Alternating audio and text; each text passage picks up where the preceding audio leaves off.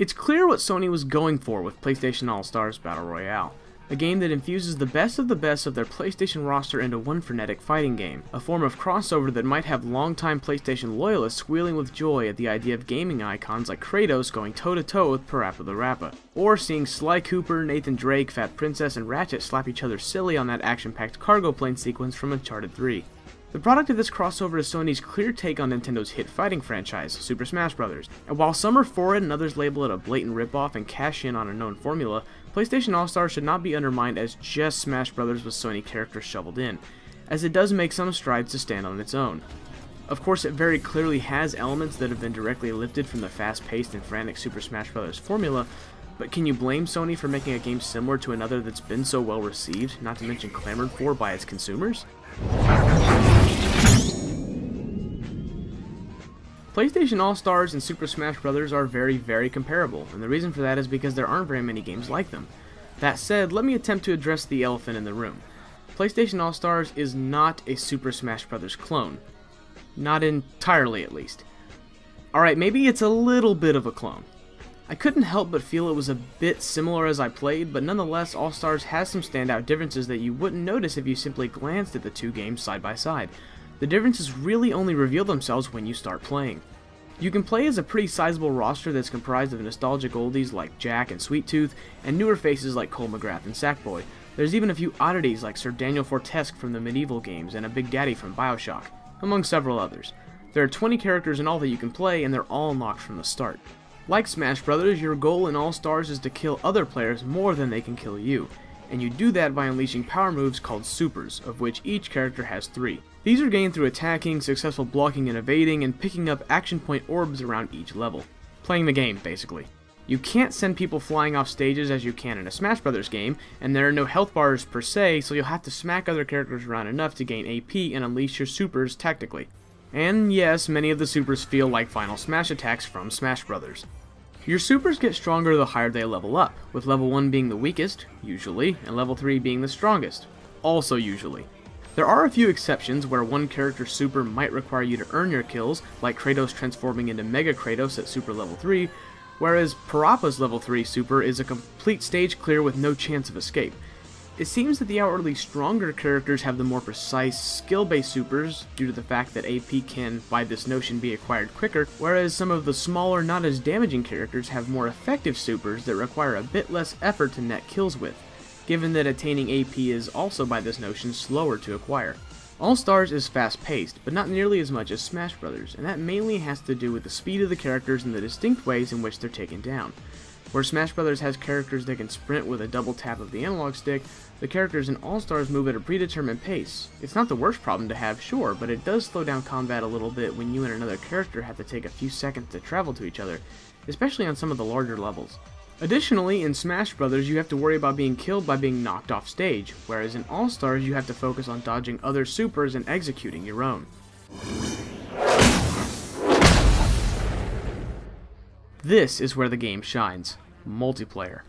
While there's not as much match customization as I'd like to see, the game runs pretty well over Wi-Fi. Even on a connection like mine that's less than stellar, I notice no lag or frame drops when playing online. What's even better though is that the game is far more fun against real players and friends than it is against AI.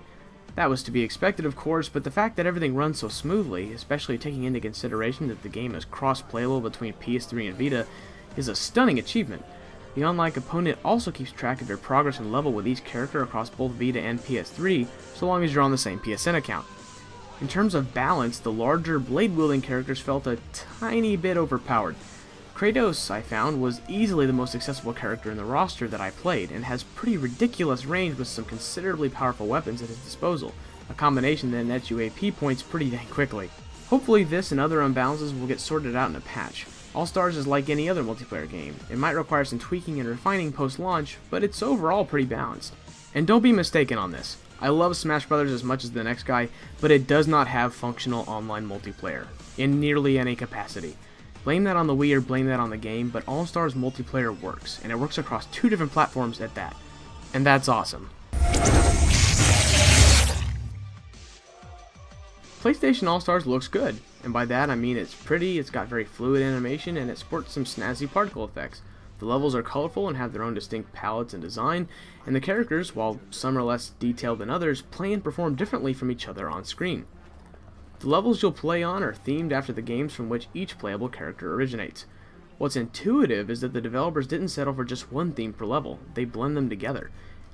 For example, you'll get a Hades-themed level from God of War that later gets invaded by Patapon, and a Little Big Planet level that changes on the fly and later turns into a round of a game show from the quiz franchise Buzz. Each level has environmental hazards you'll want to avoid. None of them, from my experience, have the ability to kill you, like they can in a Smash game, but they will mess up your plan of attack, or your enemies, if you don't dodge and pay close attention. It's a good dynamic for keeping players on their toes.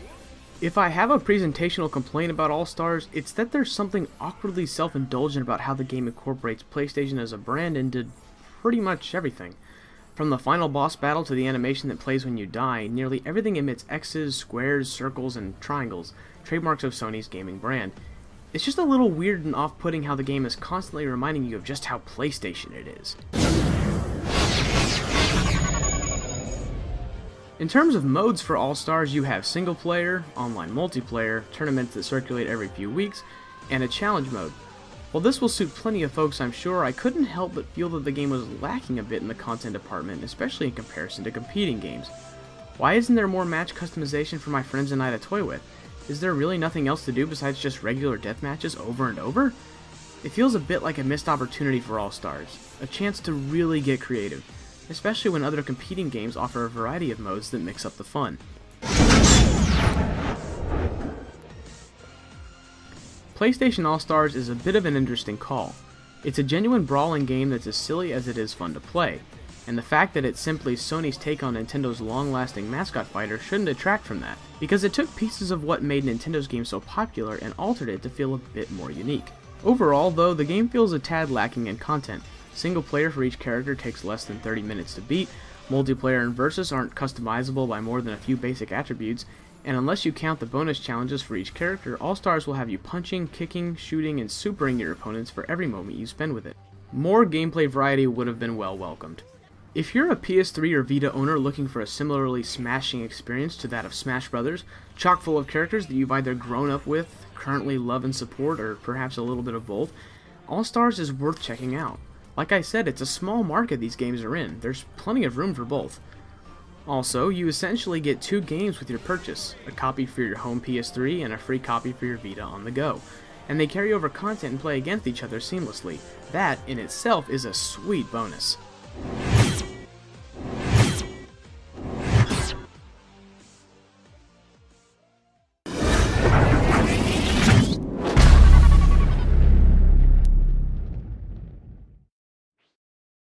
It's that time of year again. Join us for the 2012's Inside Gaming Awards on December 8th. It all goes down at 3:30 p.m. Pacific Standard Time only on machinimalive.com.